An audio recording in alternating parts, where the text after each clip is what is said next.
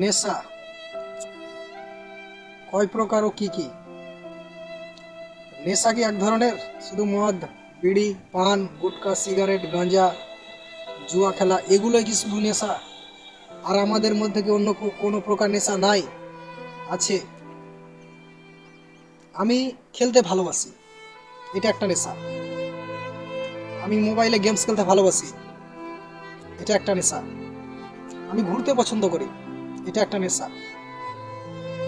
আমি কাজ করতে ভালোবাসি, এটা একটা নেশা। আমি ক্রিকেট স্টেডিয়ামে গিয়ে ক্রিকেট খেলা দেখতে পছন্দ করি, মোবাইলে বক্সিং খেলা দেখা পছন্দ করি। এগুলো বিভিন্ন ধরনের বিভিন্ন নেশা। প্রত্যেকেই আমরা প্রত্যেকটা নেশার আসক্ত, এবং সেখানে আমরা সময়টা অপচয় করছি।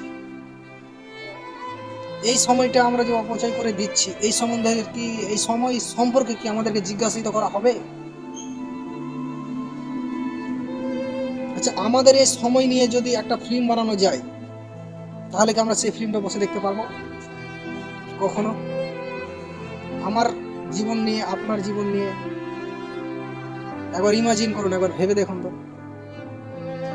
আমরা বিভিন্ন নেশায় আসক্ত। কালকে তো নেশা, এই যে সময়, এই সময় সম্পর্কে জিজ্ঞাসিত করা হবে যখন, তখন আমরা কি উত্তর দেব? সুতরাং ইসলামের দিকে ধাবিত হও। কখন জোহর কেটে যায়, আসর কেটে যায়, ফজর কেটে যায়, মাগরিব কেটে যায়, কিছুই বোঝা যায় না। এই নেশা সম্পর্কে যদি জিজ্ঞাসিত করা হবে, সেদিন আমরা কি উত্তর দেব?